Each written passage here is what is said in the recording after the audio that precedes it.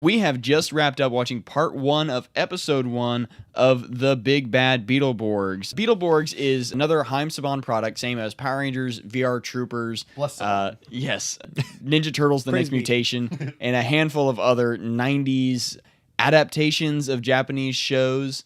And Beetleborgs, the first season at least, is taken from Juku B-Fighter, and the second season, Beetleborgs Metallics, is from B-Fighter Kabuto. And that is all the footage of the B-Fighter shows that exist. So once those seasons ran out, once Haim Saban ran out of footage to use, he couldn't make any more Beetleborgs. No matter how well it was doing in the ratings compared to Power Rangers or anything else, that was it. So we do have a limited time frame of footage we can cover for this show. So this show opens, for one, the theme song, 90s as hell. A little bit kind of predicting the Marvel intro scenes for their MCU films. It was God, I didn't even think about it until you brought it up, but you're right. It wasn't a secure market to be like, here's a comic book themed thing, because it was a very niche market at the time. A lot of people weren't like, yeah, it's gonna sell to a lot of people. Basically, in the intro, they give away, like, they spoil the first part 1, part 2 episodes for you by saying, oh yeah, super radical intro. These kids come into a haunted mansion and they get these powers because they have this comic book with them, and they're like, we want to be the Big Bad Beetleborgs. So yeah, as you can see, it's very, like, 90s They Might Be Giants-esque. Like, you could see it in the Malcolm in the Middle theme song, that whiny, Big Bad Beetleborgs. They went to a haunted mansion, and they let a ghost out, and then they was like, hi, how are you? And then I don't... And we're like getting all of this just from the intro because it's so much to unpack and try and put together into something logical. Oh, yeah. So the intro leads in pretty straightforward into the haunted house. We come up on this house, and it is your typical, like, Victorian large haunted house in middle America somewhere. And you see the two, presumably the bullies for this season, of at least this season of the show, if not the whole series. Yes, so one of the bullies looks straight up like Macaulay Culkin from The Little Rascals. Exactly what you wouldn't expect out of a bully. So I guess, I don't know, I wasn't paying enough attention.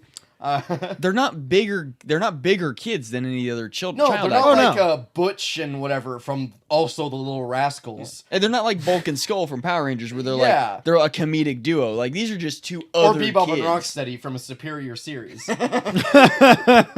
And it kind of dramatically changes to broad daylight. So Drew is the one with the blue bike. Joe is the girl with the red bike and the red shirts. And Roland is the one with the green bike. Who will eventually turn dark and then redeem himself, becoming the white Beetleborg. Wait. It sucks because there is a, like, black Beetleborg and a white Beetleborg. There's no such dynamic. Oh, no. It's not that deep. So Drew and Joe ride up to the comic shop. In this whole scene of the kids riding up is just, it is what we imagine the 90s were, even though we lived for, like, at max 5 years in the 90s. But that's what we think of. If you were to ask any of us to draw a mental picture of the 90s, we're going to show us riding in a bike up to a comic shop that looks exactly like this. That is not what we experienced in the 90s. Much like our parents trying to give us random cell phones to get us to stop bugging them in the 90s and early 2000s.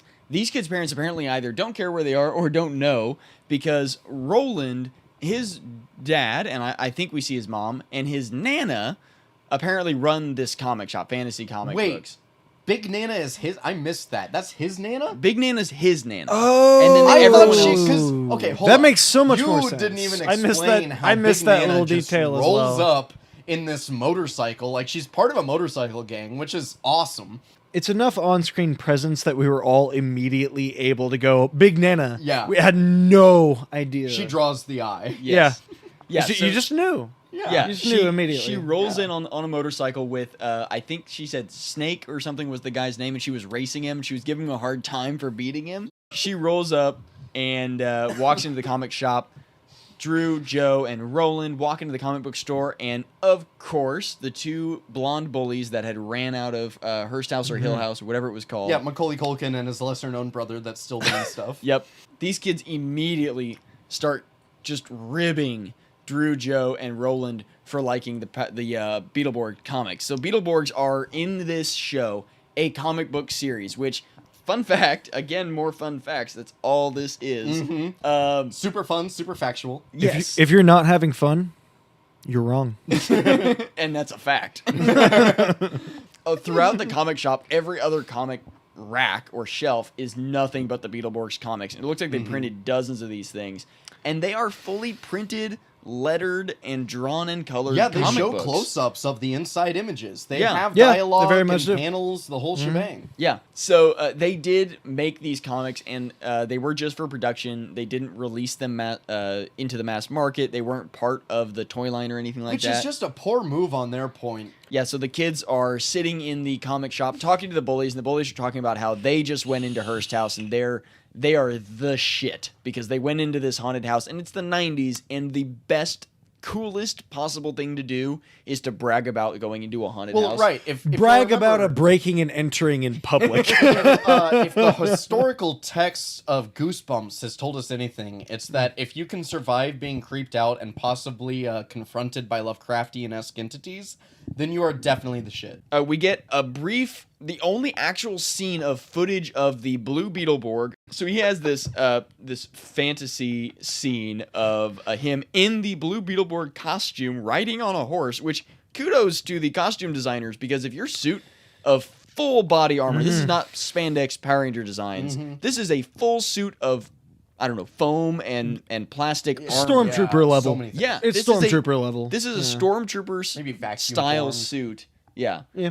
On horseback, doing fine. Dude jumps off, is fine, and it's a rescuing a princess. It's pretty typical fantasy, and we'll find out how long this sticks around in the series, but sound effects like the 60s Batman show. Yeah. Yeah, Like, like, bit, bam, biff, bow. bam, boom, Yep. bang. Uh-huh. Drew's fantasizing Well, about man. being the Blue Beetleborg. Sorry, we should have started that beginning. and rescuing a princess who works at the comic shop. I don't know, she's like 13, works at the comic shop, I guess. Yeah, total hottie, the classic 13-year-old love triangle going on here. Yeah, they pretty much set up the if I was in there for a whole, 20 minutes or something, you couldn't stand an hour. And they're like, we could stand an hour. Our three heroes are going to outlast the bullies in the haunted house, and that's their thing. They pull up to the haunted house. Talk about the funny voice kid. He's got a great voice. Oh, yeah. So what's he doing? They walk in the house, and one of the bullies, the one without glasses, I don't know their names, I'll figure it out eventually. He makes a spooky voice and says, if you can outlast us in an hour, or something Which is along those lines. surprisingly good. Yeah, it was decent. It was all right. I'm pretty sure that kid went on to do the voiceover for Legends of the Hidden Temples. Right, yeah. No, the whole time it looks like Yes, and like this we're setting up for an episode. Like, literally, I'm pretty sure they shot half of the looks scenes like they, in this after episode. hours they came on. They had the same set and they had the same studio. They Yep. did not have the same time frame. Right. Yep. So they start wandering around the house. The three heroes, they go out on their own. The two bullies go off somewhere else. And as the three heroes are walking around, it takes a while for them to find anything. Yeah, but there's tarantulas and bats. yeah. Your typical haunted house There are stuff. great Yeah. practical effects and everything. Well, they had a real tarantula. yeah, That real was, you can't have a tarantula and Yep. it not be real, even if it's not shot on them. Joe is The walking. classic. She's walking around and finds a mummy sitting in a Yes. coffin. Yes. Sitting in a coffin and doesn't react the way I would.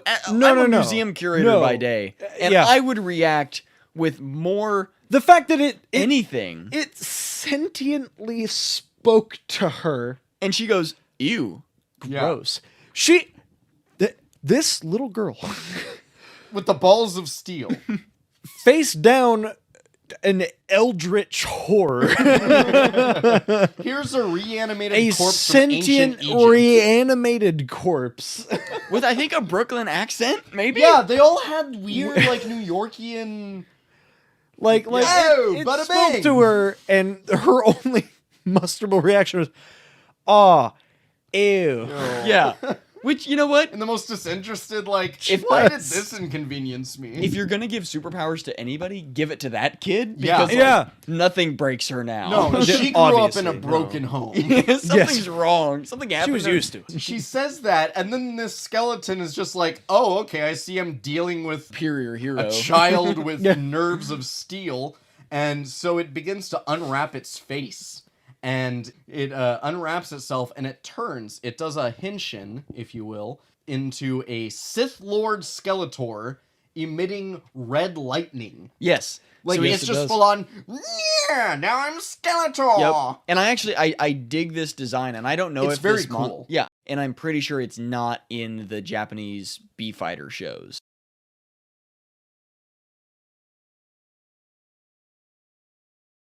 He chases Joe down a hallway, and she opens the door and it smacks him in the face because this is still a 90s kids show. And it's slapstick. It is slapstick Wait, does as that happen to hell. him or the vampire? Both later on. I didn't realize it happened to Yep. Skeletor too. It Yeah. happens to I Skeletor. looked up and he was just gone. Yep, we don't get a name for the mummy yet. No, But- but I just see here in my notes here. Also, at this point, they're chasing the children, or the Joe at least. They don't know, like, they're in this haunted house. You assume they live here. They've been here indefinitely, like, haunting children, because this is known as a haunted house. Hundreds, if So they have been, like, Hundreds of responsible for breaking many a child's double dares. One would assume at least the mummy and Frankenstein. Yeah. Because they're the ones actively roaming They around. have they're the first ones to idea. pop up, like, here we go again. Yep. They have no idea where they're going in their own house. No, No, yeah, they get no hit by idea. doors, and so Where are we?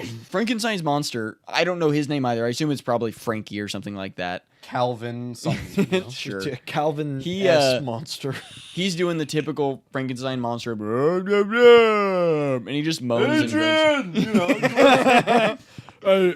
What? That's the punch the meat. That's what I do. That's the extent of his conversation ability. They back Joe, Drew, and Roland into a corner, and they accidentally bump a lever because this is the Batcave now. In a very Goosebumps fashion, spins around and around and around and around and around. Oh yeah, and no, around. it's not even Goosebumps. What I wrote that down to. It's very it's literally from Young Frankenstein. Yep. They took the bit of the spinning bookshelf except for nobody got stuck. They just had the slapstick. Here we go. Yep. It was like a Buster Keaton movie. So as they are about to lean on this organ, they hear the two bullies above them scream. They hear these two kids scream and run out of the house. And they're like, oh, yeah, we won. And they lean on this pipe organ and bum, bum, bum. Yeah, Three mystical, a blue, a green, and a reddish pink, It's fairy-looking disco go-go Imagine dancers. if the not the sirens, the dudes from the beginning of Hercules that were singing they're like The ladies on the pottery. Sarah the hero. Yeah, those dudes. If they were combined with like Twi'leks from Star Wars, A little bright bit. and colorful, And then throw a little bit of some Motown definitely backup Motown. singers in That's there. where the Little Yeah. Shop of Uncomfortable comes from, because Yeah. they very much feel like they should be singing about Seymour and his unfortunate Yep. plant. And they are singing, but what yeah. they're singing about is Flabber the Phasm. Yeah, And you can't forget Flabber. It's not Flipper. I made it's that not mistake Flipper pretty or much Flubber. immediately. It's Flabber. It's Flabber. Flabber. And what is it? Flabber's the name. Magic's the game. Yep. Who at this point he's like summoned through the organ, just like the Genie out of the lamp. Yeah, he's Yeah. like a genie, just like the chicks. And he to put Will in Smith, perspective exactly what he looks like. He looks like a bad Robbie Rotten, like a discount Robbie Rotten, combined with the genie from Aladdin. Like if they had a child, and then their child put on the mask from Jim Carrey's The Mask. Fun fact, as a kid, I genuinely thought this guy was played by Jay Leno. Yeah, no, And just I had forgot about that. exaggerated Yeah. makeup Did you on. you Jay did Leno's not the mention uncle. that I earlier? really did. I Yeah. saved it for now, but I really did, watching this as a kid, and then seeing Jay Leno on the Tonight Show, thinking Forever. if you combine like Jay Leno and Ronald McDonald and the genie from Aladdin And a you little get bit of Flabber. Johnny Bravo's and a little bit of personality. Johnny Bravo. Ho, ho, let me grant a wish for you. Yes, the sound effects, the self sound Yep. effects of Yep. Johnny Bravo. That's what it is, because he does a lot of huh, wah, boof, boof. Which is it's interesting. He plays kind of into that- reminds me. That 60s Batman. Yeah, Yes, the the 60s onom- the Batman. onomatopoeia is And popping also, you remember in VR Troopers, there was the captain dude who was sort of over the top in the same regard. They have the Yes. protagonists that are the kind of serious ones, and then you have like this third party sort of proprietor of powers that is very much a goofy, oddball kind of dude. Yep. So Flabber is going to be the mentor-esque figure of this show, and the kids are like, "We're getting out of here, bye, thank you." Yeah. And he goes, "No, wait, you didn't make your wish." They talk about what they can make the wish of, and Flabber is just having a hell of a time fantasizing about what they can make the wish of. Mm-hmm. Joe pulls out a comic that is cringily folded up into the back of, I believe, Drew's pocket. It's the classic rolled up the comic in the back of your pocket because we're on TV thing. Hey, we can wish for whatever we want, and right at the end of the episode, we get the cliffhanger into Beetle Rock Part 2, which is them realizing we could be Beetleborgs. Yeah. And just noting the description of Part 2 leading into some little tasty teasers for you. Mm-hmm. When Flabber grants the kids their wish to become Beetleborgs, he accidentally unleashes the comic book villains too. That's what's driving them.